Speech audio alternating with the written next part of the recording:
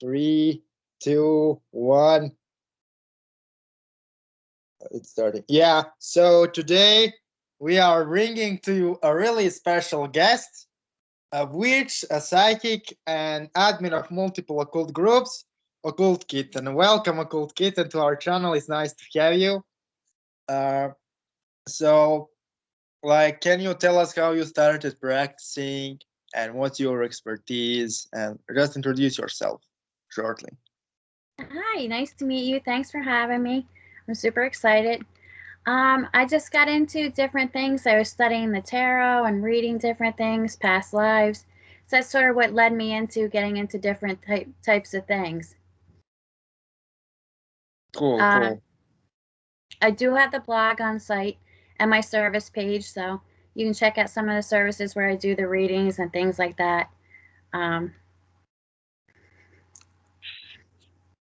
Yeah.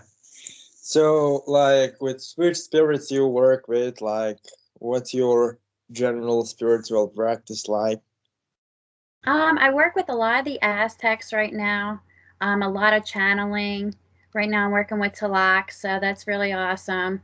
Santa Muerte, so Lady Death. So those are all the things that I'm working with for the most part. Oh, amazing. So, I had a lot of motherfuckers on this channel. And honestly, you are the only witch who actually. I know one other guy who works with Aztec gods, right? But Yes, I heard nobody else who works with Tlaloc, because right. Tlaloc is, if I remember, the rain god, Yeah, and he was the one who received sacrifices from the children who cried, if I yeah, don't remember correctly. And he was one of the most venerated gods in the pantheon, essentially, because he was really important for farming. Uh, so, can you tell us more about Tlaloc and his mysteries? Well, I think he's definitely very large. A lot of times he influences the area. We get a lot of rain, we get a lot of snow. It's gloomy here. We used to, a lot of the weather has sort of changed since I started working with him, which I think is really interesting too, because it really shows his influence coming. Um, he definitely is very fierce, but he's also very loving and kind. Like he gives a lot of information and guidance, but he definitely is very fierce. So you don't want to get on the wrong side because he's terrible. Yeah, yeah. Rain can also create floods Yeah, and kill floods, a lot but of people. yes, floods are very bad. He does a lot. He does do floods, but he does also participate precipitation. Like he can be associated with snow or ice and things like that, sleet. So I think like for my area, I'm not in like a desert area. I'm actually in a more mountainy area. So a lot of times the weather sort of changes. It's not always just rain. I can get like right now I'm having a lot of snow and ice and things like that. And I think it's all of his influence just coming right down from the clouds right onto the area where I'm working. So, you know, I kind of never knew somebody who works with Aztec gods. So, what's your kind of opinion about them? What they are, what they represent, how they operate from your experience, obviously. I definitely think they represent the fierceness of the people. Like they come at you like so strong, and they demand so much from you. But they're also, warriors. Like they want to fight the cosmos and destroy things. They believe that's their like purpose to come here and create war on false things. They take other gods and destroy them. So they're very fierce. They have no sympathy or mercy on anything. There's nothing that they will like be kind about. Um, you do have to give a lot of offerings and things like that to appease them. Pay attention to them a lot, because if not, they do get angry, and you don't want anyone angry at you. Yeah, yeah. But, like, because to be honest, my experience with Aztec gods was and is really limited. I performed only 3 Aztec dedicated rituals, 2 to Huitzilopochtli and 1 to Tezcatlipoca. So you know which gods I am referring to, obviously. And Yeah. what I noticed is that they are essentially are really, really primal in a sense. They So are. they really demand bloodletting and intoxication and sacrifice. And in Absolutely. Aztec pantheon, there is no such a thing as pure right-hand path or pure left-hand path. It's Right. all mixed. So, for example, the priest of Huitzilopochtli wasn't allowed to marry and have kids, for example, Right. but he was allowed to have gay lovers and perform human sacrifices. So Absolutely. it's some form like of mix between right and left, and it's pretty weird for us Westerners to get. I mean, you are maybe not a Westerner, but I am from Europe, Southern Europe actually, and it's difficult to understand if you kind of don't get that Indian culture. I mean, Native American, because I need to Yeah. be clear in terms. So, how you got introduced to Aztec gods and to Santa Muerte? How it started? I I just had a friend of mine who was going to Mexico. She was getting a lot of things and she was like, "Hey, look at this. Check it out. It's really cool." And I was like, "Wow, I really want to check that out." So I just started doing research, buying items from her and building these altars, and that's how they started to come over. And I felt like once they came, like it was meant to be. It was just I felt like that's where I was meant to be. That's who I was supposed to be with. But I don't have anything else really outside of that. They've pretty much taken away any type of other, practice because it's really all about them. So I started getting these items from Mexico. I just started building these altars, and it's like they say, if you build it, they will come, and they really did. So it's been, and most of it's like research because there's no book out there that actually tells you how to get in touch with them or how to really connect or how to do it right. You really have to have some type of knowledge beforehand going in, or you're not going to be able to do anything with them. If you don't know anything about sacrifice or blood magic or anything like that, there's what are you going to do with them? Because they're not going to be happy with you. You don't have anything, and there's no book that you can really pick up that says, "Hey, this is how you start. This is where you go." So you really have to be able to use a lot of yourself into it, which I think cuts out a lot of other things. Like if you're focused on creating a path with them, I don't think there's room for anyone else. You're just focused on them. Yeah, I get what you are saying. I had like similar situation with the Slavic spirits. That there are no technical books and manuals on them. I mean, there are some folk magic practitioners, but they Right. don't share anything. And really, if you want to work with them, you need to have knowledge beforehand from some other Absolutely. system, and you also need to really do your research and do heavy ritual work with Absolutely. in order to make it operative. But what kind do you have any other gods except Tlaloc, or Tlaloc is the main? They are the main ones. I do keep a private group that I work with, which I don't disclose publicly at all, um, just because that's the nature of things. But for the most part, they're the only ones I work with, other than that private group. Yeah, yeah. So essentially, like let's say I want to approach Tlaloc, or some of my audience wants to approach Tlaloc, right? What should they do? Okay. Definitely do some major research on his myths and how to connect with him, and then start putting things together. Like the one thing he usually always has is jars of water. So I'd always make sure I'd have a jar of water because that's also one of the things that his priests and priestesses would do would be to crack these jars of water open, and it would create different types of rain to come down. So I would have some water. I would do some blood magic. Incense, copal is really good, and start from there just with general petitioning, like being honest and saying, "Hey, I just want to talk to you, or I just want to talk to you. Can you show me what to do? Can you come to me in a dream?" Because there's a lot of dream work and visionary work you can do here. So you can get started that way, meditation. But a lot of it's just going to be basic, just trying to get a good connection going, which I would start with water, incense, and some blood magic, maybe some candles. Yeah, yeah. So as to gods, they are really heavy on blood sacrifice, and Yeah. that's something you cannot avoid if you try to venerate them. They are also pretty heavy on intoxication of some sort. Like Yes. when I worked with Tezcatlipoca, I was instructed to consecrate him tobacco. By the way, I am non-smoker. And then take a dark mirror and then poison myself with tobacco while he is partially in me, like while he is invoked, so I can, instead of poisoning, see his realm in a mirror. And Absolutely. I kind of did those kinds of things, variation of it. But there is like an interesting point. So I had buy 4 boxes of really expensive cigarettes, right? Hmm.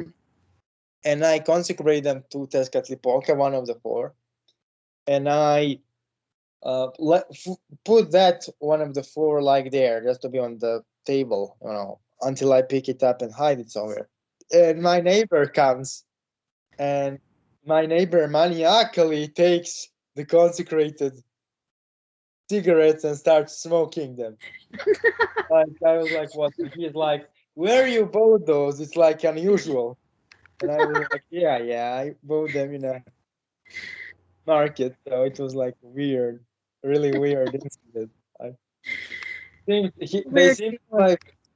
they seem to like physically influence those psychoactive substances, so they change their effect, kinda. Mhm. When you dedicate it to those spirits, they seem to negate partially the negative effects of those intoxicants. And that's Absolutely. and that's what people don't get, is that you are not meant to like just take the mushrooms or take the Right. tobacco or take it's meant to be consecrated beforehand. It's meant to be blessed and infused with the power of the god so you can take it safely. So did any experiments with those substances while working with Aztec spirits? Absolutely. Most of the time, I do work with cannabis, which is consecrated and blessed in that way. I don't smoke. Tobacco actually makes me sick, so I work with the cannabis because I figured that's sort of in the family. They did do a lot of like psychedelic work, which I actually haven't gotten into other than working with the cannabis because I'm just not a psychedelic partaker, I should say. Um, so I work mostly with the cannabis that way. Some cigarettes, but a lot of it's just cannabis based. Alcohol you could do as well, like a certain wine, which would be really good because that's kind of also aligned with blood and things like that too. So like uh w- so did you ever work with Tezcatlipoca or with some other Aztec deity? No, I started with Talak, and that's literally been the only one I've worked with. He has like taken over completely. There's Yeah. no other. There's no other room for anyone to come in. It's just him. So how he influences your divination? Uh, I do right. a lot of channeling and visionary work, dream work with him. But a lot of times, like if I'm sitting down to do like cards or something, I get a lot of messages through like the cards. Like I work with a Santa Muerte deck, but also like an Aztec kind of themed artwork. And I get a lot of things that way. But a lot of times it's just laying down, going to bed, and getting those visions. Like when you're starting to lay down after you've done a rite, or if you're laying in the room and you have the altar all lit up, I think a lot of times that can influence what you see, what you think, what you hear. And that's where I get a lot of my information. Yeah, that's exactly how those divinations work, and it's good you actually say what's happening, because you are not hearing him externally. You are Right. calling the energy up, so he influences your thoughts and visions, so you see. Because when you push them to speak externally, it's really breaking for the consciousness, and you probably did it a few times and barely got alive and sane out of it. So I really Absolutely. appreciate I really appreciate that you are actually not exaggerating things, which speaks a lot about your humility and your honesty as a person. Uh, Absolutely. so let's say, because he's heavy connected with rain, right? How Yes. can somebody collect the rainwater and dedicate it to him? Like what to do? Let's say I am a retarded and I want to approach Tlaloc for the first time and I want to Uh, collect the rainwater. How can I do it? You can definitely do natural water. Like there's some springs around here that just run out of the mountain where you can get water, or like river water or something like that, but also storm and rainwater. And you bring it in, put it on the altar, and then you can start consecrating. Like, yes, 4 different types of rain. So you can have four different types of vases of water going. So you can have like this one is like one's like freezing rain, one brings like blight and fungus.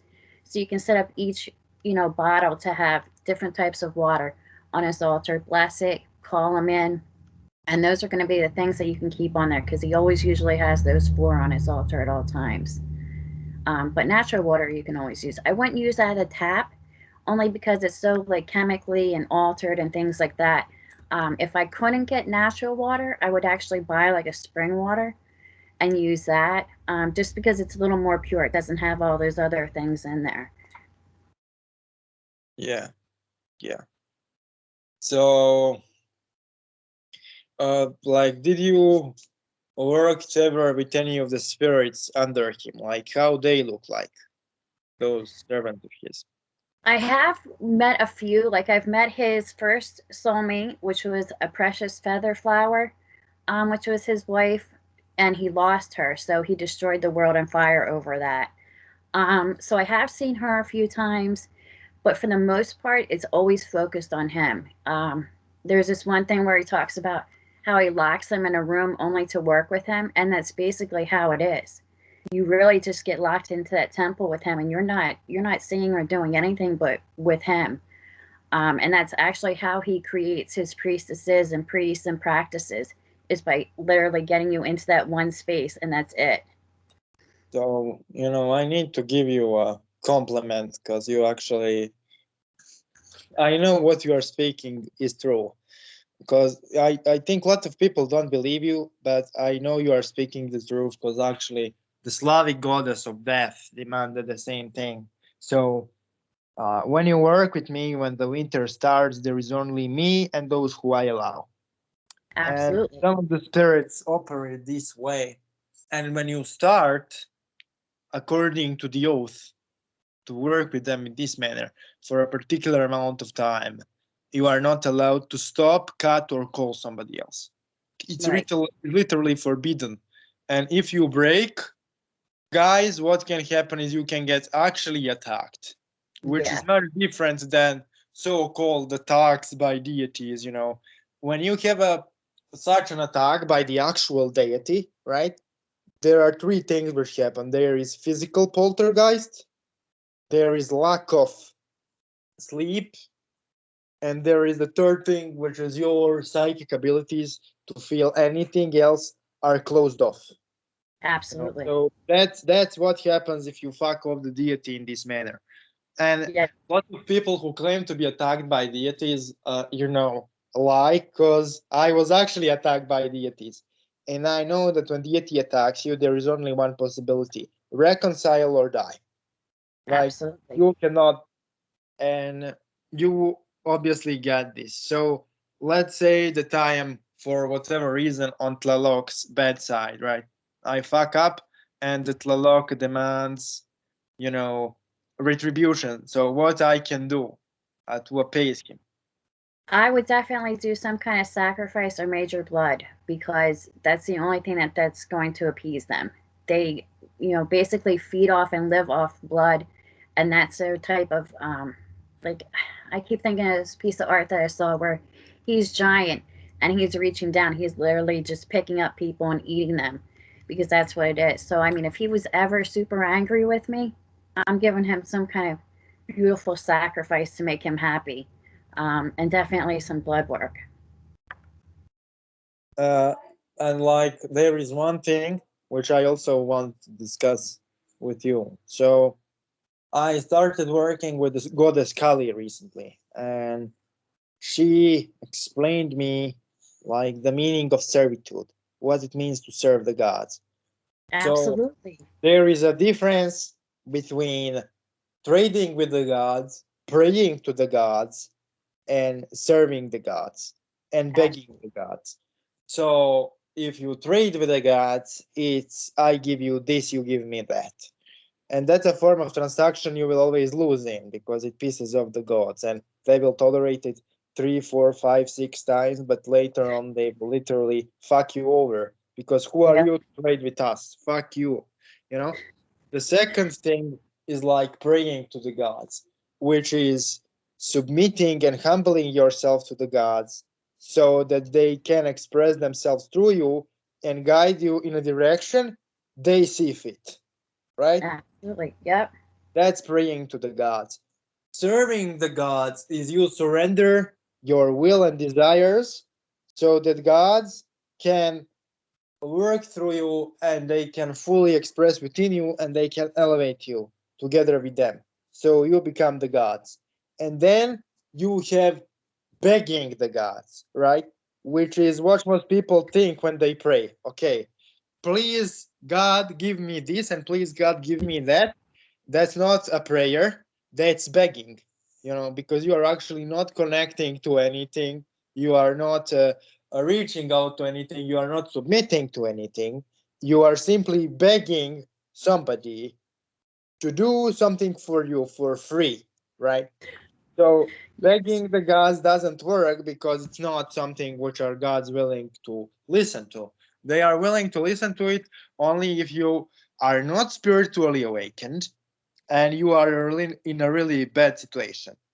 So, for spiritually unawakened people who are sincerely in terrible situations, begging will work.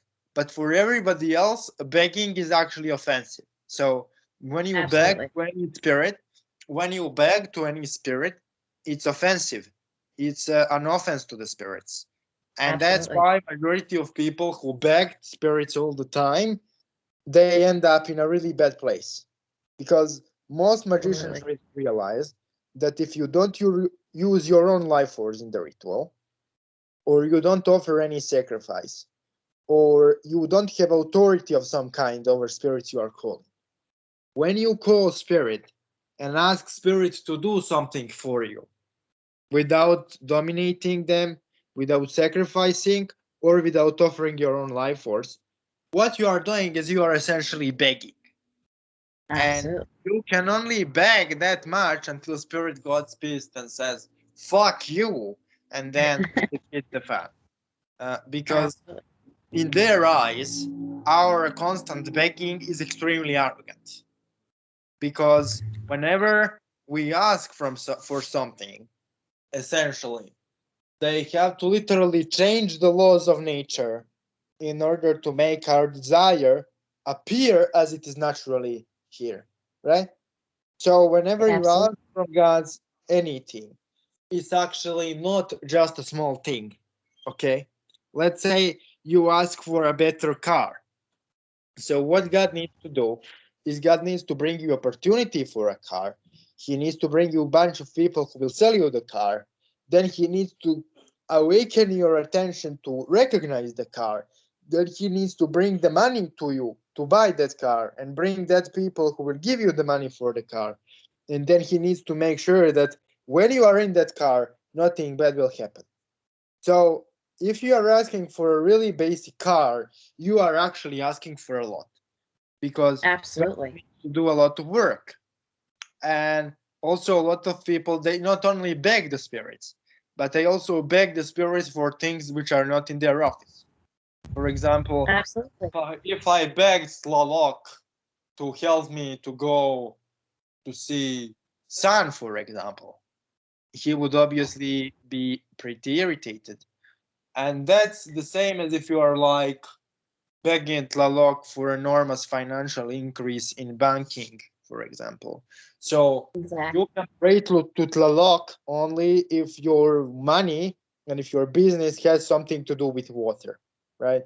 Absolutely. It doesn't have to do anything with water, then ability of Tlaloc to help is really limited. That's how gods Absolutely. operate. They work within their office. Each god has its own office and the way he operates. Uh, Absolutely. so, can you tell us how work with Tlaloc improved your life? Everything. I have literally, like you were talking about the servitude, that's where I'm at. I've given up everything. I have nothing but him. I go to work and do the mundane things that I need to do for my life, but then the rest of the time is spent with him, either channeling or in ritual. doing something on my altar. In regards to that, I mean, since I have servitude, I feel like I have nothing to worry about. Should an enemy come, I already know Tzlak is going to be on that. I don't have to worry about someone, something terrible really happening, because I feel like because I do serve them, they are with me. Um, when you don't have that, that's the problem. When you're not Yeah, giving yeah, them yeah. anything, that's when they're not giving anything to you. Yeah, yeah, yeah.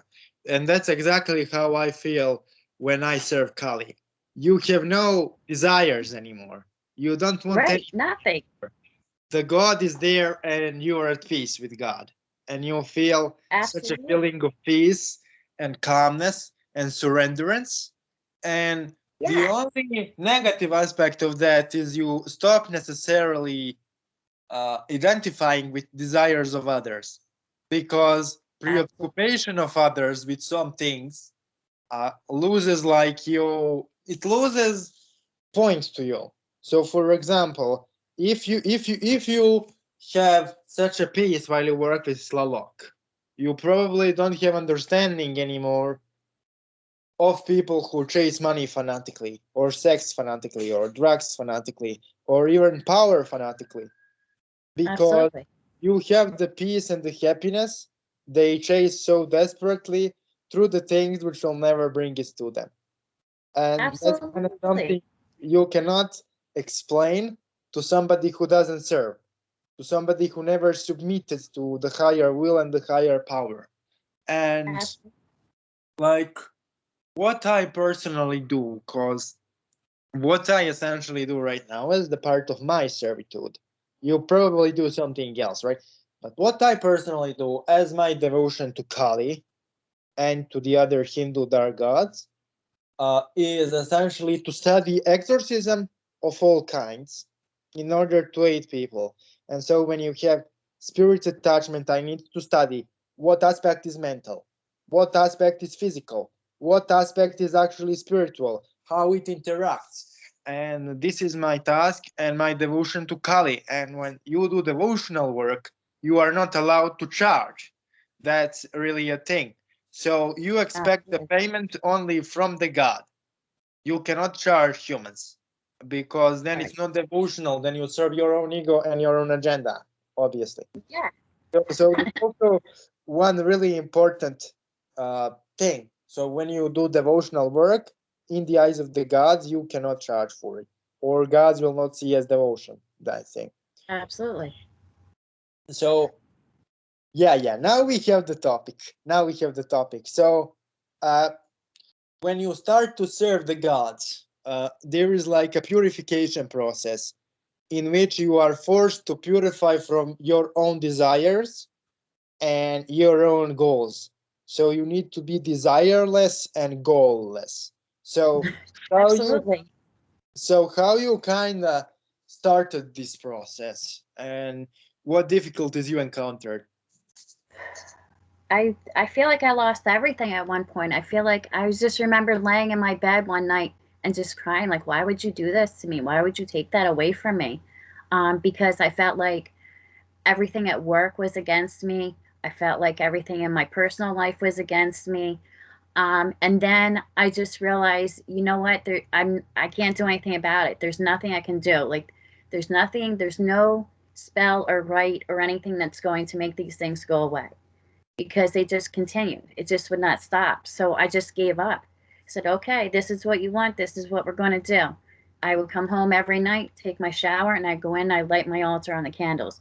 And if I cried in bed that whole night, that's what it was. And I literally I felt like I was nothing. Um, like you were talking about, no goals, no nothing. I literally just got up, went to work, came home, and did my devotions. That's it. But I also felt like that is the way to servitude as well. That's getting you into the pattern of not worrying about things, where you're just doing what you have to do and you're coming home and you're serving. And that's what I did. Um, but I lost everything. I don't talk to anyone. There's no one who really connects with the Aztec gods. So what am I going to talk about with them? I have nothing to talk about. Um, I don't keep friends from work. They don't understand. I can't even tell them about it half the time, because they're going to think I'm crazy, and that's going to cause issues. So I just felt like I was put basically in this room alone. And that was my purification, just to get cut off of everything. I'm not getting along with these people, so I can't talk to them. They're not really my friends, so I'm not going out with them anymore. Um, I don't really have any money problems, but whatever money problems I did have got resolved. I don't worry about those things anymore. But I definitely felt like the purification process was almost like a trapping at one point, where I was just put in that box and that was it. There was literally nothing. Um, and I felt like I was almost like forced to either submit or just continue to be disrupted. And I realized at that point, like, he's serious. He's not going to just let me go. And I was like, okay, what am I going to do? And that's when I started getting into my channeling, my visionary work, my dream work, my rites, channeling, to start my devotions. And that's really where I feel like things changed for the better, because I didn't have those problems. I didn't want to mess with those people. I didn't want to talk to them. I didn't want to go there. You know what I mean? There's nothing else. It was literally like, do what you have to do outside. And when you get home, you need to be in my room doing the things that I want you to do. And that's it. I don't want to hear anything else. And I felt like it was almost like that mean parent that was like, you go to your room and you're not allowed to have friends. You're not allowed on the phone. You have to do things for me.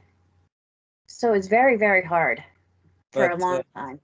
let's like see, but you will learn definitely to see it other way. So when you do it for a long time, and when you really dedicate to it, and when you have that feeling of peace and that feeling of surrenderance, which cannot be described to anybody else who didn't experience it, I mean, you definitely know what I'm talking about. So when I am in Kali Ma mode, I feel as if I am eternally connected to every object around me, every bird, every human, and everything feels to be part of one big sea. And I feel everything, and I literally feel that nothing can harm me or destroy me, right? Absolutely. And there is no fear of death anymore. It stops existing. So when you have that feeling of surrenderance, then you realize that God was actually not abusing you. He was cutting the away from your life the things you didn't actually need it, but which Absolutely. society forced you to need. Because one of the big breakthroughs in my work with Kali Ma was the fact that she taught me that none of my desires so all of our desires can be divided in two categories: Mm-hmm. desires which are the product of our body, desires for sex, food, and shelter, and then desires which are the product of the communities we are born in. And all of those desires are not the expressions of the soul. Uh, so what she taught me is that desire is like how to describe it. Desire is like a waterfall.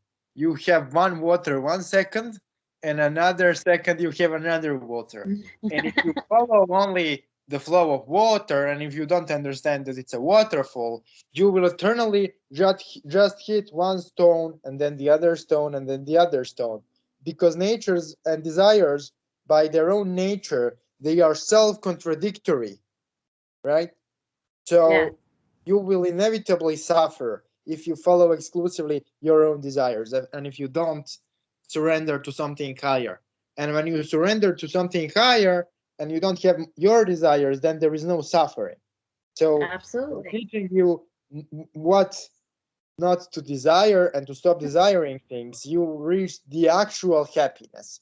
So now, Absolutely. while you serve Tlaloc, you are actually happy, right? And Yes. that's a form of happiness which sexual partner or friends or social environment cannot give you, because Absolutely. your connection to God is eternal and it is everlasting.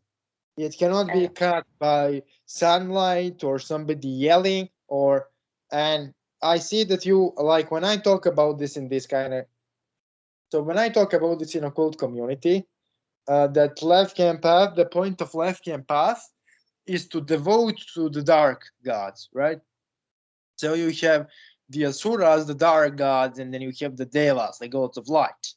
And they Right. are not against each. So just like in Aztec pantheon, like you have celestial god Huitzilopochtli, and then you have celestial gods like uh who Quetzalcoatl and Huitzilopochtli and all kind of celestial gods.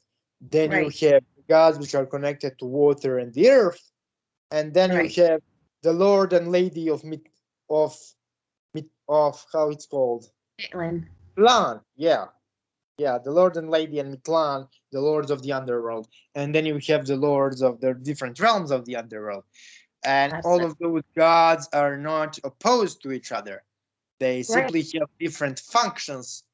But what's interesting is that they actually fight. They have really fierce wars, but those wars are cyclical in nature. For Yeah. example, Huitzilopochtli fights the warriors upon the heavens, but he doesn't hate them. Okay, he understands that he needs to fight them every night in order to rise upon the heavens. And like Absolutely. Tlaloc fights the demons of drought, right? And he Mhm. battles them and he kills them, but he understands that they are necessary. So, for example, let's say if you are forced by circumstance in a really rare occasion to call, for example, the demons of drought, he wouldn't give two damns because he understands that they are necessary for the universe. And Absolutely. that's also because, like, there is really big problem in explaining somebody who is a Westerner, like who is born in Judeo-Christian mindset, that the point of left-hand path in India and the point of the Jewish left-hand path, why they wrote down the qliphothic stuff, is to connect through God, through all, to the source and to the mystery, to the truth, through those darker spirits. Because in Hinduism, in reality, those dark spirits and those light spirits are part of one bigger whole. Just like the same, all gods in Aztec mythology are kind of parts of the universe. Like, Absolutely. Yes. example, Tezcatlipoca is like a lunatic. He goes in the night and kills people near the road. That's one of the infamous myths of him. And he also kind of possesses rulers. And sometimes he blesses the kingdoms, and sometimes he destroys the kingdoms. In some mythologies, he's like the patron of the kings. In others, he teaches the sorcerers who banish Quetzalcoatl out. So you know the myth. So Quetzalcoatl incarnates, and then Tezcatlipoca comes, and then Quetzalcoatl is forced to leave, and then he goes to the west on a boat, and then the Aztecs wait for Quetzalcoatl to return again to Absolutely. Yep. the land. That's like their myth. And Mhm. that then Tezcatlipoca is also the god of the Aztec dynasty. So the Aztec dynasty venerated him. There are actually prayers preserved. And so, like, it's really difficult to explain to somebody who is a Christian that Tezcatlipoca is not against Tlaloc, for example, or against Huitzilopochtli. They are simply different aspects of the universe. And when you call them up, they will not necessarily agree, but they don't hate you for Absolutely. different deity. No, but it is about nature. A lot of it is like, Tlaloc needs to bring the rain for the crops to grow, and different things have to come in and do different things. That is the cycle of nature. So I don't think, like you're saying, that they're enemies. They have to just play their role, kind of. They each Yeah, have their own role and function they have to move through. yeah, I agree.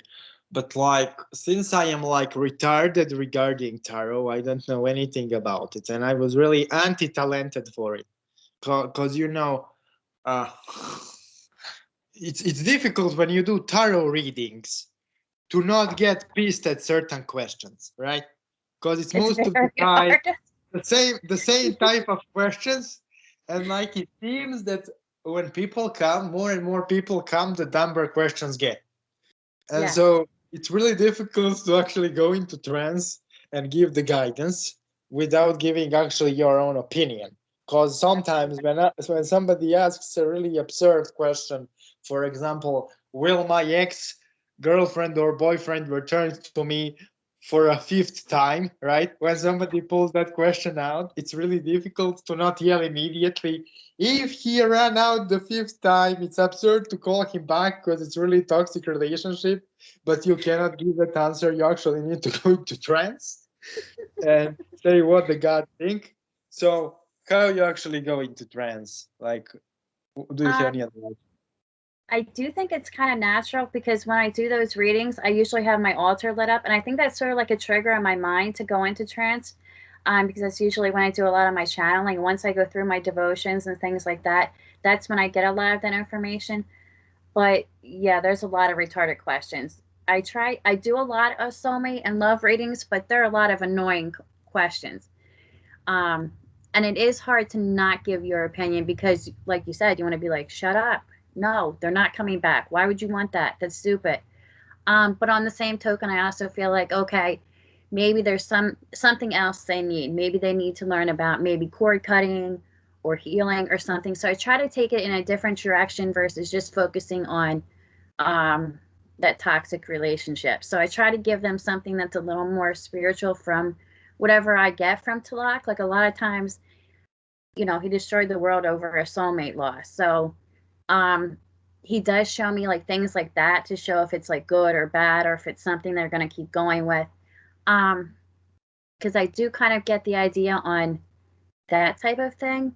Money, he doesn't care about that. So, I mean, he's not going to tell you about your job.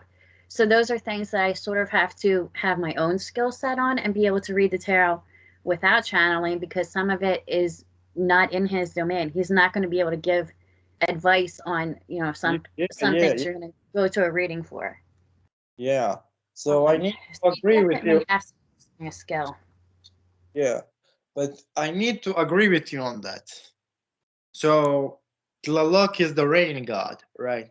So he is actually a manifestation of elemental force, right? Absolutely. Yeah. I work with the river god of the Slavic pantheon. So the name of spirit is Voden, right? And what I noticed is Voden can help you with money. For example, if you have the kettle. So Right. water have healing properties. So let's say you have a kettle and you ask the god of water to use his healing powers to heal your kettle, right? Or Right. to heal somebody who is sick. But they doesn't care if your job has nothing to do with nature. Like they Right. will literally tell you if you ask them to improve the business or something. They can improve the business, for example, if it's something to do with them. So somebody needs a reading, they can give you more clients. But if you, for example, work in NFTs, you make NFTs and you invest in Bitcoin or something, they will be like, what the fuck is this? Like, Right. how the fuck you expect me to do this? I think this shouldn't exist in the first place. Right. So it's difficult to work with those elemental forces for money because they come from completely different mindsets. Uh, Absolutely. yeah. So like, can you like explain to me like what's his mindset in your opinion? Like how he thinks from your experience?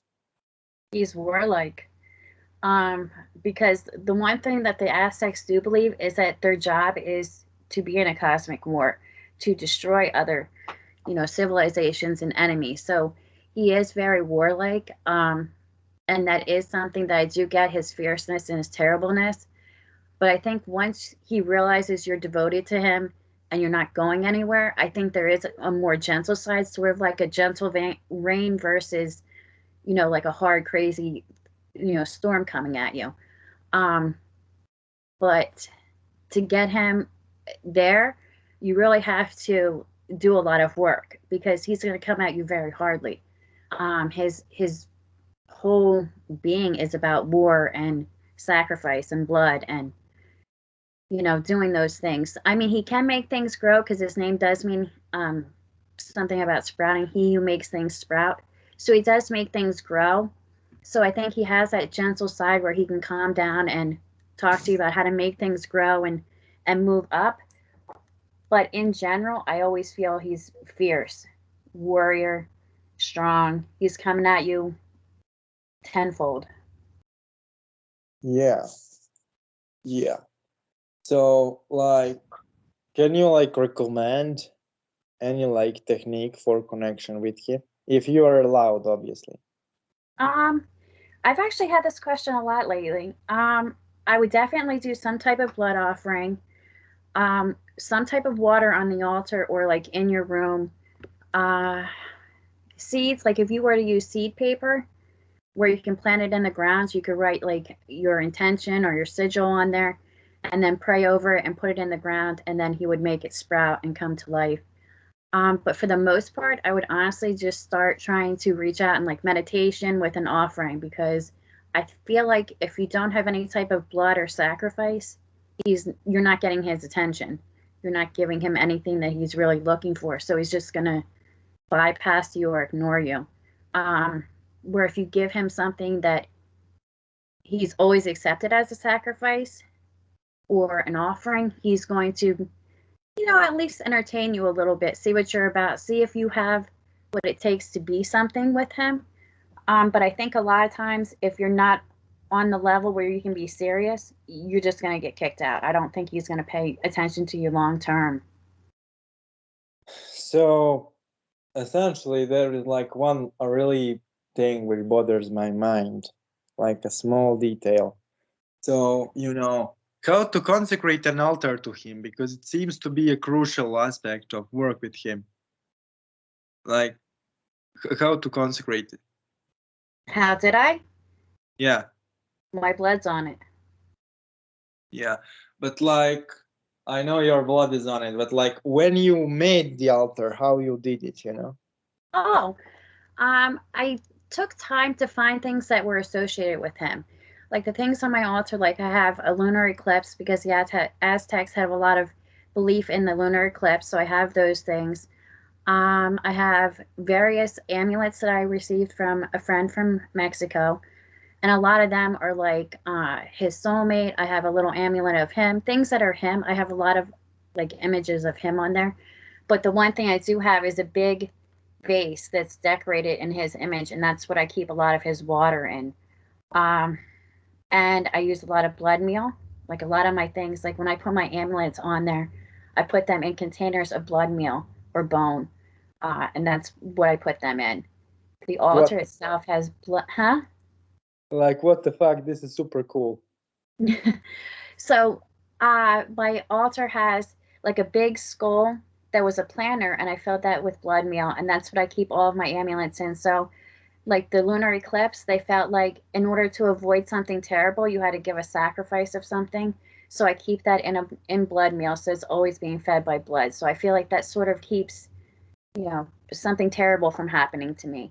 I have, because the Aztecs are really into.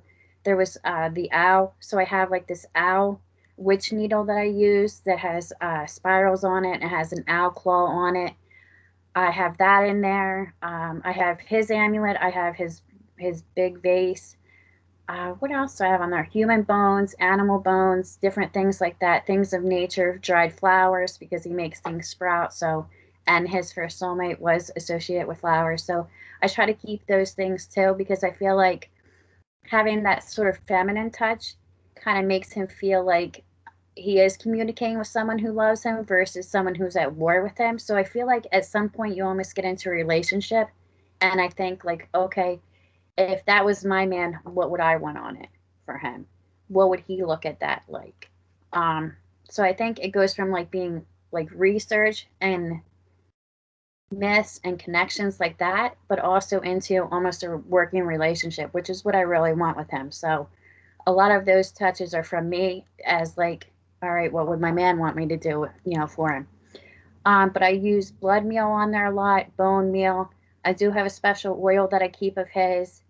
Um, and then I have a lot of animal things, skulls, things like that. I have a skull that's dedicated to visionary work on there. So it has a big special symbol on there, and that's anointed with blood and oil. And I feel like that also helps me with a lot of my visions and dream work and channeling as well, because that's always right there when I work with him.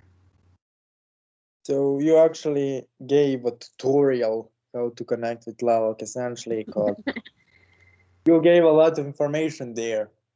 But here is like last practical question. Maybe I annoy you with those practical questions, but I really have to, because you are the second motherfucker. I sorry for saying motherfucker, but you are the second person I know who actually summons Aztec gods in magical practice legitimately, and that's why I'm asking.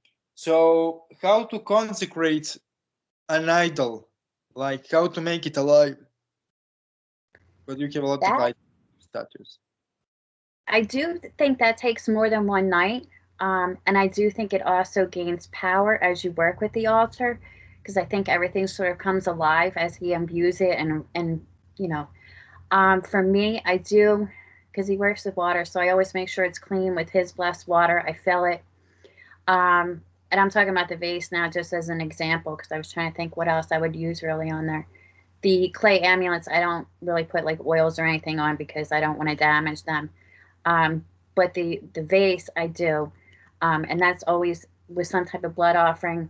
I also keep tiny little hearts all over the altar for him, because that was the one thing they ate, was the heart. So at the bottom of all of his stuff, I have all the hearts, which I think kind of draws him in too. And then I do invocations, prayers on it constantly. That's done almost every day over everything, just to get it to be completely filled with him. It's always cleansed with copal, incense, things like that too, because I feel like that kind of keeps it non-tainted. It's only for him, so it doesn't allow a lot of other energies in if it's all kind of with him. Yeah. So essentially, like, what is the craziest thing which happened on your altar? Like energetically, physically? Fire. Ooh. So, right? Because you're thinking, rank God, there's never going to be fire. But I did have a fire on there. And I think it was to show me that he actually does have a connection with a more fierce side of fire, which is really strange because you think water, he's not doing fire, but he does have a deep connection with fire too. And I didn't know that working with him. So I'm laying, because it's in my bedroom. So I'm laying on my bed next to my altar, and I hear and I smell something. So I like open my eyes and look at it, and the whole thing's just all on fire. There's things moving all over. I'm like, holy shit. So I run over, I put everything off. I'm like, what the fuck was that? Like, oh my God. And I did some research and I found out he does have a connection with fire, but going into that relationship, I did not know that. So when I first started with him, I had no idea. And I'm like, why would a rain god have all this like fire going? So it's a little crazy. So, like, I know what it could maybe be from my own retarded perspective, but can you describe what information you find? What do you Like, mean? Like on him? on his connection with fire? Yeah. Oh, on fire? What happened was originally the world was destroyed and he was made the new sun. So he went from being the rain god to the son of the new world. And he had lost his soulmate. So he was alone, of course, because the sun's alone in the sky. And the people were crying for rain. They wanted their, plants to grow and things like that to grow. And he grew angry, so he rained fire down and destroyed the world on fire. And then a goddess actually, I think, took over the fourth world, but he was the third world. And that is actually what I think leads to his realm, because his realm is the deepest realm of the Aztec hell, but it's also the first level of heaven for the Aztecs. So I think that explains a lot. Like, you can be in hell with him, but you can also be in heaven as well. So I think there's an overlaying of things, which is really, I think, kind of crazy. And I never actually knew that going into a relationship with him. So I feel like he really wanted to show me that. Because fire is very destroying, but it's also warm and loving with him. That's sort of like his weapon, though. When he's very angry, he will throw fire at you. He will destroy the world. So everything gets burned up, or he can drown it in water. So either way, he's raining something down on you. But that was the first thing that I realized, was that he does have a connection to hell. And it's sort of strange because I think a lot of people assume hell is sort of fiery. His realm is actually not described that way. It's described as being very peaceful and paradise, but when he destroys the world, it is by fire. So he does have that connection to that sort of fiery hell torment. So you kind of surprised me because it makes sense in a way, because when water god gets angry, obviously you have fires or you have Right. floods. Those are two different manifestations of the same wrath. Too much water or lack of water is all rage of the same deity, right? So Right. Tlaloc refuses to let the rain down, you will have a lot of fires because everything will gonna be dry. And Absolutely. for a goddamn peasant who is praying to him, it's the same: is everything burning or is everything drowning, because he's dead anyway. So Exactly. And it is the same to him, I think, because either way, it's sort of a sea. I mean, if you have a big fire, it is a weird kind of ocean thing going on, and if you have a flood, it's water everywhere. So I think they're sort of the same idea, it's just a different element, which I found really interesting that he was able to master both of them. Um, so I kind of like that he was able to show me that. Um, by making that, because I was like, what is this? Why would he bring fire on my altar? It doesn't even make sense. But after you do some research and you find out where he's coming from, it actually does make sense. but like it really makes sense, because fire is not so much a natural phenomena, right? Right. Fire is an anomaly. So we can have safely conclusion that fire is actually the absence of water, right? Absolutely, And yes. when everything is dry, then when there is no water, then you have all kinds of fires. But if there is water, you cannot really have a big fire at all. So he Right. can also retreat, and because he rules the element of water, he can remove the element of water, and then you have a lot of fires. Right. So I get what's happening. So he kind of showed you that you kind of got too relaxed and you need to take shit seriously, or otherwise there can be fire. And you Yes. know, gods do it sometimes, for whatever reason. Sometimes when somebody attacks you, gods will sit and watch as you defend yourself. Absolutely.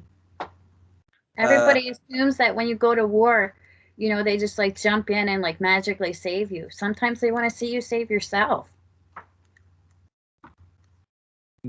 yeah. I mean, how So can how can you fight for a god if you can't even fight for yourself? yeah, that's also the point.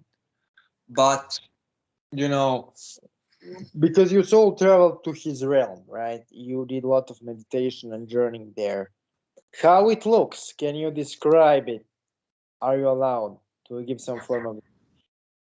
It's it's paradise, which is really weird because I used to say the place that I live was paradise. So I feel like, and the place that I live is also a water, it's wetland. So, but it's a sanctuary, so it's safe.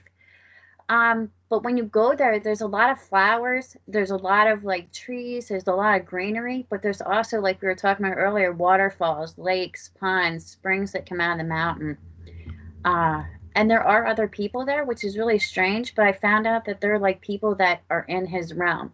So I think Yeah, when you go there, you also are able to connect with like other followers through past times with him, like the dead that belong to him, which is really strange because you would think going there you would just be in whatever place and you'd end up alone, but I think maybe that's the part of being trapped. Like you're here trapped in his little room, but over there he does allow access to other people and things, but only his. So very green. It's not real sunny. It's kind of like, I don't want to say gloomy because it's not gloomy, but there are parts of it that are gloomy. It's more like a light spring rain, kind of cloudy. It rains, there's water, but there's a lot of green, a lot of flowers, a lot of things like that. So it's very beautiful. It's very peaceful. I don't ever feel like in danger or like, you know, there's something happening or I have to be careful. I feel like that's nothing but peace there. So, you know, what's interesting is how certain things are cross-cultural. So, what you are essentially describing is he lives in some form of underworld, which is also underwater. So, at the same time, it's underwater and it's underworld. And he Yes. has a palace, right? A Yes. big palace in there. And around that palace, you have all kinds of gardens, all Yeah. kinds of buildings, all kinds of structures, and all kinds of people who either drowned or were claimed by him as Yeah. devotees there. Yeah. And he operates, and there are parts of it which are really like blissful and peaceful, parts of it which are literally like a garden, and Yeah. buildings are like uh, resembling the architecture of the people, but there is also like otherworldly Yeah. aspect to them.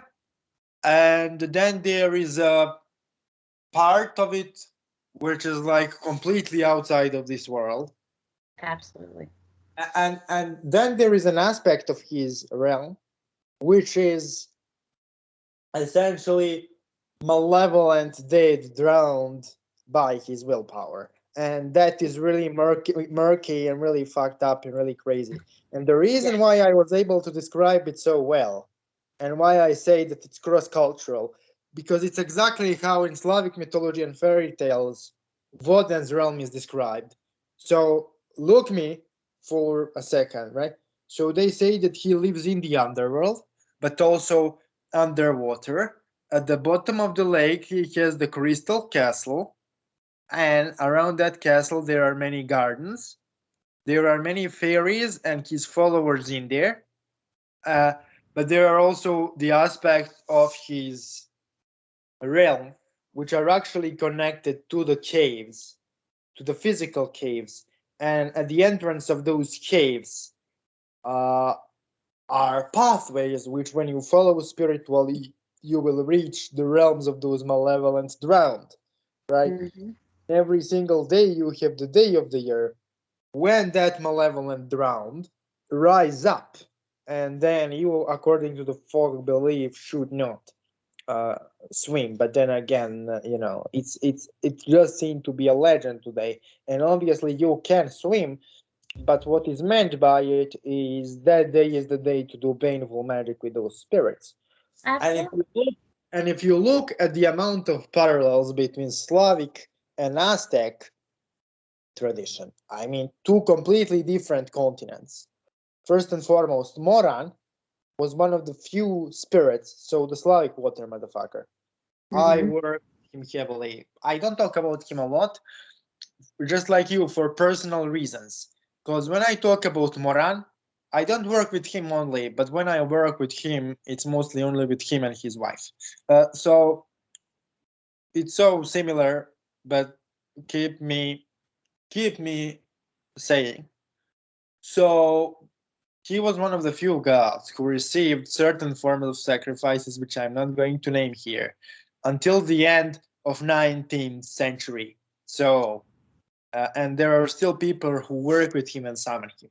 So essentially, we have two different cultures on two different continents working with the same force in the same way, with the minor variations regarding location and culture, and the fact that Mexicans are Mexicans and Slavs are Slavs. But like, I never visited Tlaloc's realm, right? Hmm. But I was able to describe it because I was in Tartor's realm. They operate their realms in a pretty similar, almost identical manner. The only difference is you will see Aztec pyramids, IT crystal castles, but everything else is goddamn same. Right. And what also like uh, I can like say how my deity operates. So his role is only one, and that's to maintain the waters, right? And you can serve him in two ways. You can like you can like heal through him, because whenever you heal through him, what they essentially do is they essentially attune people to the water element. So those people are more likely in the future to respect the water and his current, so they don't do bullshit. But you can also, now this is really controversial, you can rise the spirits up to drown individuals, and that life force, that spiritual drowning, will feed the pathways of his spiritual current. And those are two both legitimate ways of serving him. And obviously there are prayers and offerings and things of that nature. And what my water god offered to me, now I never talked to people about this publicly. I never had anybody who works seriously with water deities, because I need to say that Leviathan, the Goetia demon, is not a water deity. He's underworld deity associated with water. He is not elemental beast of the water, despite of the fact how many people want to present him that way, because I actually, just like you, worked with elemental spirit of the water, and I know that goetic demons are not elementals. Goetic demons inhabit the spiritual realms below this plane. They are Yes. not connected to the elements, they are associated with them. And that's Yes. what you cannot explain to somebody who never worked with actual elementals. You Yeah. can try, but it's not possible to explain at all. And also, people like throw at me elemental correspondences of Santa Muerte. They are like, Santa Muerte is connected with fire. Really, motherfucker? I mean, really? Really, dude? Like, chthonic spirits like Santa Muerte, you know, because you called it, they have their own specific current, which is underground. It is underworld, and it is not connected to the mundane elements, right? Right. You can use some mundane elements to enhance the presence of the underworld gods, but the underworld gods are underworld gods. That's why it's called underworld and not elemental world or whatever. So he offered me, my water god offered me the same thing Tlaloc offered you. So he offered me physical health. He offered me protection. He offered me occasional ability to cast love magic, but it was not the main thing, right? And Right. he also offered me enormous increase in psychic abilities. So we got the same offer from the same force under the same circumstances, without talking to each other and without knowing who did. And look, and then somebody tells me that I don't know, I'm making shit up. And I, and I and I just want to tell you, like, specifically, from what I figured out, there is only one danger in working with those kinds of forces. So when you work with them a lot, there is a form of astral pressure which builds up above your head. You probably know what I'm talking about. I So do. that energy of water, it kind of creates a sink field around you. Like It does. pressure is here, and then you feel elemental sink all over you in a space. And if the pressure is too big, you start to become too psychic, right? You don't hear the voices because this is not psychosis, but what you have as an experience is everything is tingling and you have visions constantly, and you can literally drown in a visions. It can Yes. make you completely unable to perceive the outside world. And I think outside of pissing them off, which some people do, and I am not responsible for those people, uh, Absolutely. uh, the only true danger is to drown in the water element. Magic. Absolutely. Like, because like when you drown in water element, if you don't know how to navigate those states, so if you don't know how to behave under that pressure, you can like eternally be in that state and you can never get out. Right. And that's actually meant by those legends when they say that Tarkor drowns men and women. He can physically drown people, but Absolutely. his spiritual drowning is much more prevalent thing. Like, Absolutely. and when you overload with the element of water, you really need to give them offerings and to stop working for maybe 1, 2, or 3 days until the mind normalizes. And Absolutely. so kind of, because we essentially work with the same force. I never worked with Tlaloc, but I worked with Slavic equivalent.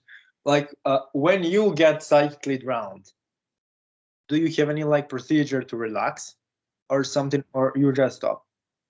I try to stop, but a lot of times I try to actually go lay down in my room and try to normalize because I do get the pressure on my head here and I get it on the back of my head.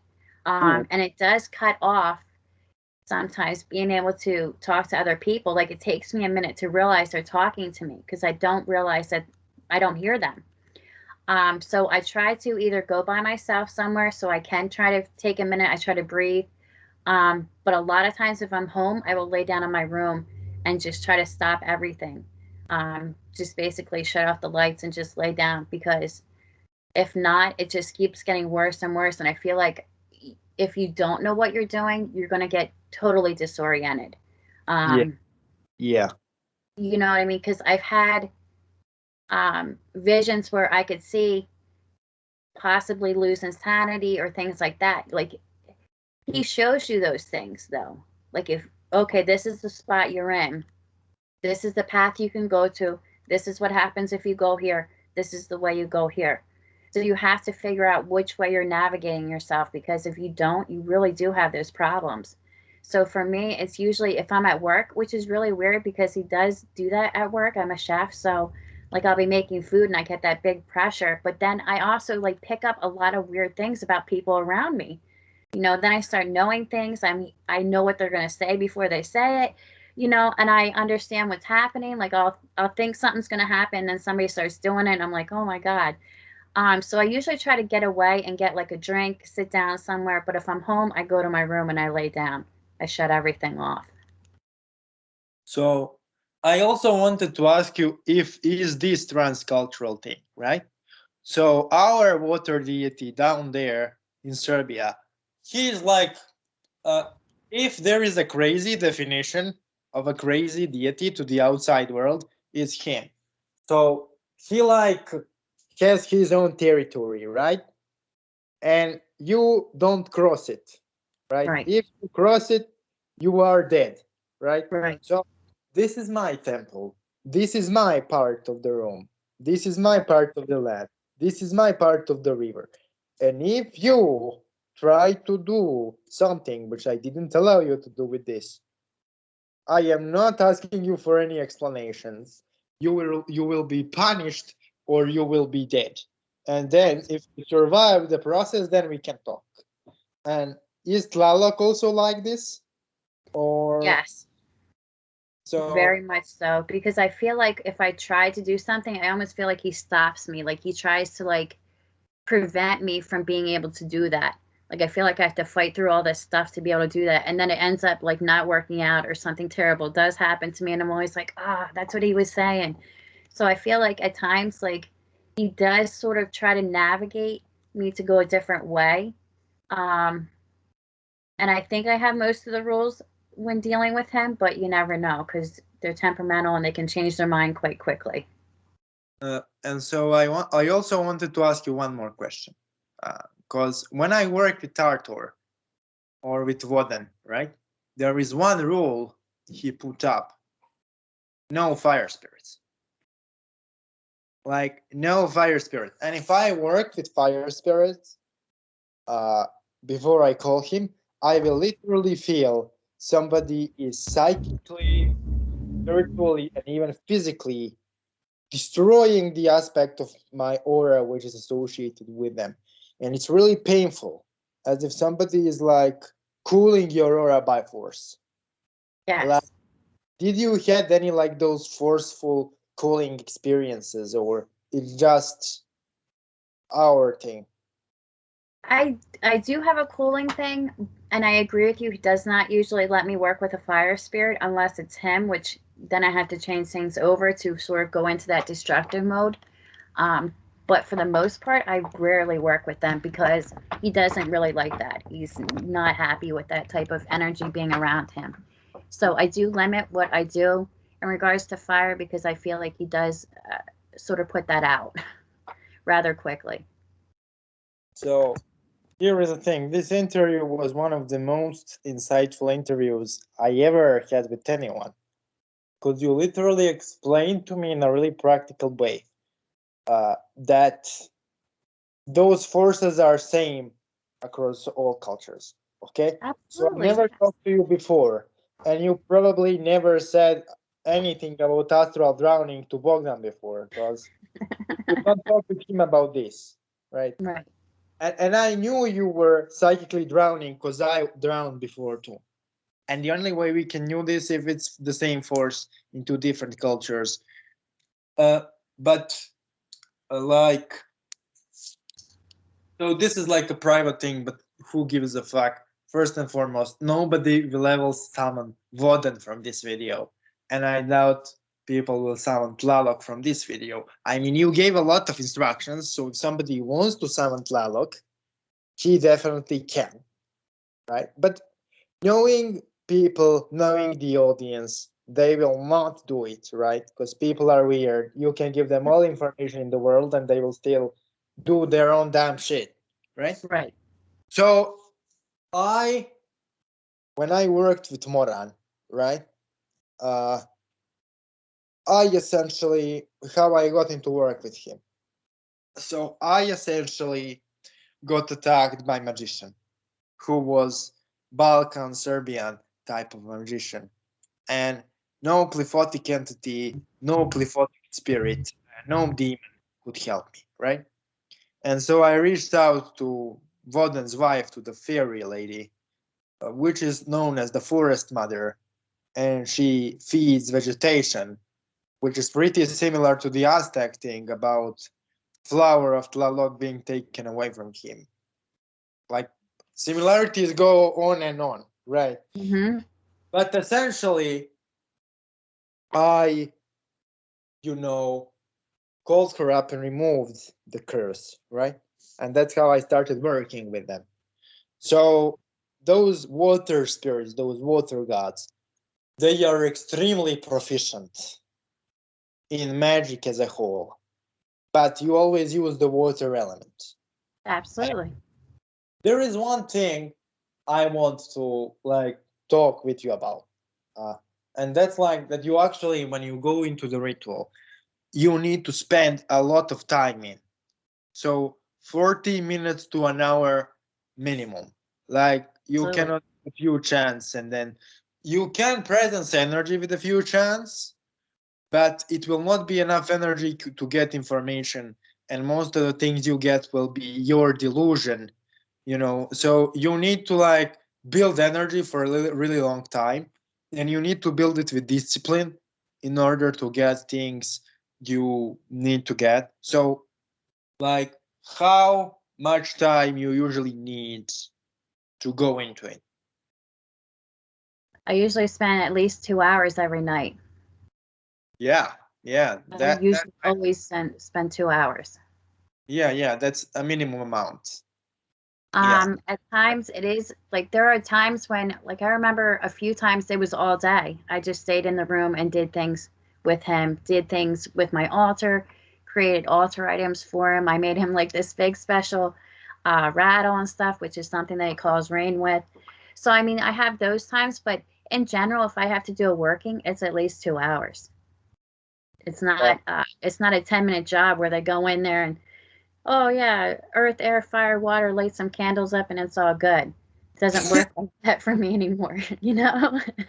Yeah. And like it's a completely different level of result and experience when you Absolutely. do it for 2 to 4 hours and when you do it for 14 minutes. Because, you know, when you do it for 4 hours, then there is no denial is there. Like you will feel things moving, pressures will explode in the room, energies will shift, you will get information about things you never knew. It will accurately predict the future many times. You will see people changing behaviors Absolutely. depending on what kind of energy you invoked. Uh, and like here is the thing: if anybody asks you a question and tells you like, if is the spirit there, it means that it isn't. Because if it is there, then there is no question, right? Right, right. And that's like what took me like a lot of time to realize, because a lot of people try to cut things short, is that you cannot do effective ritual for a short period of time. You And cannot. yeah, but there is one thing I need to ask you, because we are working with the same force through different cultural lens. So when Voden overwhelms me, there is like a feeling of dread, right? And that's like a feeling of terror. Like you literally have a feeling that if this motherfucker wanted, he could kill you in a second. This is like a message. Look, I can kill you in a second. What you want or what you don't want, right? Uh, so how do you deal with that feeling of dread which arises when energy builds up to extreme level? I try to just breathe through it and not give in to fear. But when I first started, it was very hard because I used to get the feeling of being struck by lightning or like the pressure all around me, and I didn't understand what that was. So I didn't know how to get out of it. So I was really scared. So I think it took me a lot of time to just be able to control my emotion. Like, okay, I understand you're here. This is what we're going to do. Um, and I understand too that if I'm following his rules and working with him, I'm not going to be hurt. So I think there's also that level of respect and fear that you just don't want to make him mad, and you have to breathe through your own fear, because I think some of it is meant to scare you and make you fearful, because how else would they be a fierce war god if nobody was afraid of them? um, so I think that you just have to like breathe through it and just kind of keep control of yourself. If you don't have control of yourself, how can you possibly do anything? Yeah. And like, yes. Does he like helps you in any artistic pursuits? Are you like more creative? Um, I think I am more in my mind, like when it comes to like creating tools, oils, things like that with him. I think I'm more creative than what I was before. Um, I want to try to draw, but I've actually never had that skill, so I'm not sure if that's something that I'll actually be able to do or not. But that's something I've been wanting to do for a while, and it keeps getting a little bigger. Like I feel like when I get out my journal to write things about him in there, I feel like I want to draw like a flower or a heart or something around there, which I never did before. So I feel like he definitely does influence it, but a lot of it I think is more like on the ability level. Like I feel like a lot more of like my channeling, my visions, my dream work are more on point than what they ever were. So I think I don't know if it's maybe me channeling it that way versus into like an art form, but that's really where I've seen a lot more, you know, advancement. But look, like I get you are shy and you are humble, and both of those things are actually good. Both of those things are actually really good. But like that artistic increasement and psychic increasement are directly related to uh, them, to those water spirits, because they correspond also to art and to creativity as well. So those urges to draw and to write, you should also express them too. Like it doesn't matter if it doesn't look nice to somebody who like, but what matters is that you improve and that you enjoy it. Like art is a self-expression. It's a beautiful thing. Like, so let's say you are really skilled at making food, like, and that's your job and that's what you enjoy doing. But but it doesn't mean that you shouldn't also draw if you like it or write if you like it, right? Uh, Right.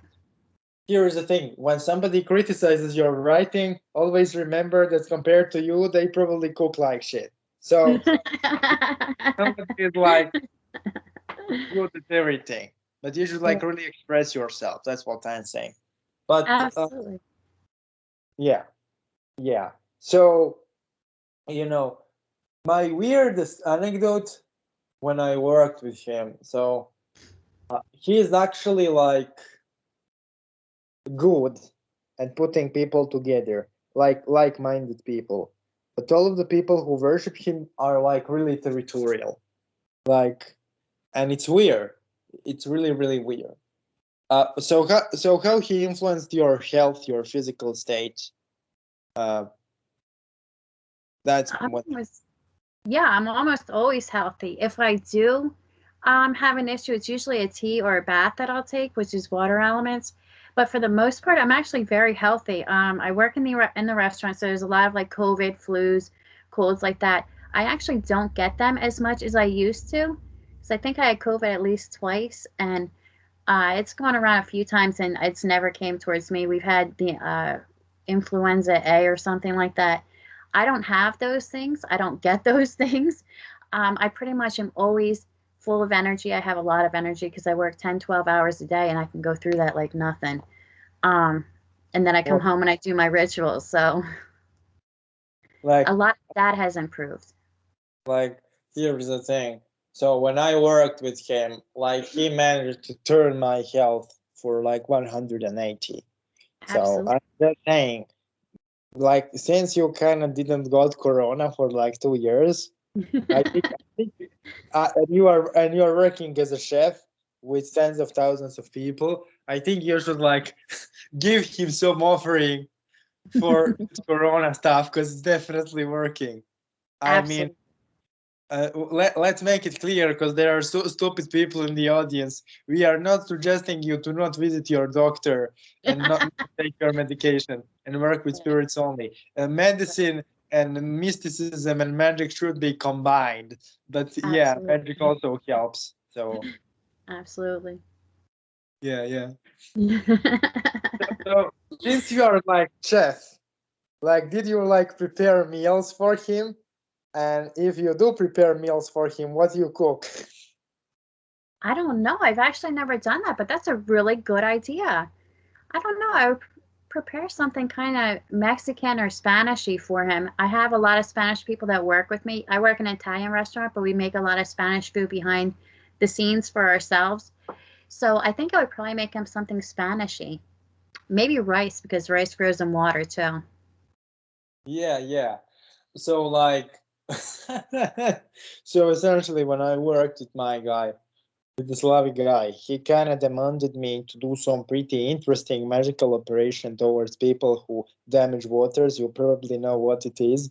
Uh, uh, but he also kind of demanded me to give him fish offerings and seafood offerings. So you kind of need to give him, from my experience, something which is related to the water he rules over, like something related to fish or some fish food or something.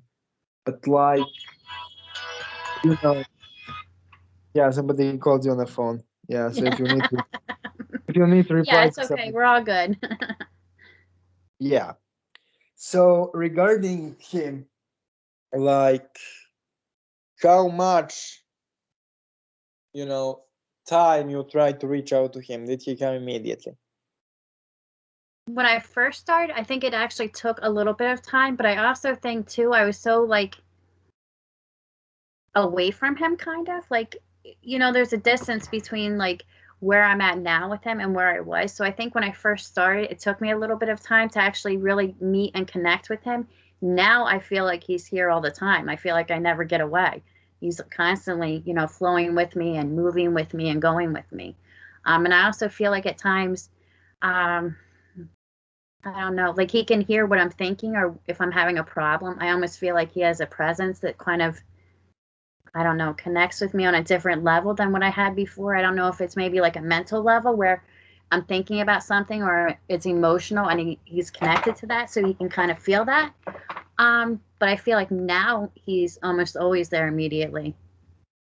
Yeah, but from my expert, maybe I am like dumb or something, but he is not like in my body 24/7. No. He's like energetically present within the aura. And so Yeah, when you do the ritual, he comes much quicker. Like as if you have a cloak which you possess, which helps you when you call him up to kind of build his presence. And absolutely. what's interesting about those cloaks uh, is when you build the cloak and then you work with something else, the cloak weakens. So in order for the cloak to be strong, you need to work with him only and And around him only for a really long time, and then cloak will really pay off because you will have to invest up to 30-40% more less energy when you summon him because you have the cloak. And if you work with something else, the cloak will dissipate, so you will kind of have much harder time summoning him. Uh, I know this from my personal experience because I kind of change the spirits periodically, and it's like really difficult to shift from one type of spirit to other. So you don't have that problem, and it's honestly like it has like some disadvantages, but it also have a lot of advantages. You know, when you work with only one spirit, it's much easier to summon, it's much easier to call, and it's much easier to focus because every spirit has a different form of devotion required. So absolutely. yeah, and like, do you have something for the end of this interview to say to the audience, like some last message? Let's see. Well, I do think you need to surrender to the gods because if you don't, it's much harder. So I would always say surrender to the gods. 'Cause I feel like when you fight them, it gets so much harder to work with them. You know, if they're trying to purify you and stuff, you're trying to hold so tightly to all these things. It's so much harder. It's so much easier just to surrender and kind of go through whatever it is you're supposed to go through. So I always say surrender to the gods. Yeah. So this is a really cool message for the end. You know, if you actually listen to this podcast, you will know that what we mean by surrender to the gods. I mean, this was a really unexpected conversation to say the least. When I wanted to invite you, like I wanted to invite you because I expected you are some form of demon innovator or something which is into neo Aztec stuff, but you took it really seriously. And actually, what you describe with your water god is pretty similar to what I described with my water god. And there are so many parallels. And also, I see on you that you are a happy person, that you are a peaceful person, that you are not like mentally unstable or anything. I hope And not. I see, and I definitely see that you are like not in constant need of something, that you're really serving the Tlaloc and you know what it means, Absolutely. and that you are not trying to seek validation in some past lives or in some careers or in lovers. You are really at peace with yourself, and Absolutely. you are dedicated to the spirit. And I honestly doubt that anybody else, any man or any friend, can give you what you already have. So Exactly. and so like seeing persons such as this is pretty rare, honestly, because here is the thing: I talked to you for almost 2 hours and every single sentence you said was coherent, and you were in front of the camera, and this like shows to me that you really have that peace. Obviously because you are not a lot in front of the camera, this is all new to you. And for next interview, the only thing I will say is please don't be shy. You obviously know a lot more than some other people I interviewed. So yeah, guys, thank you for watching. Thank you, Occult Kitten, for being here, and talk to you soon. See All you right. later. Thanks for having me. It was so nice meeting you. So nice meeting you. So bye, guys, and let's end this.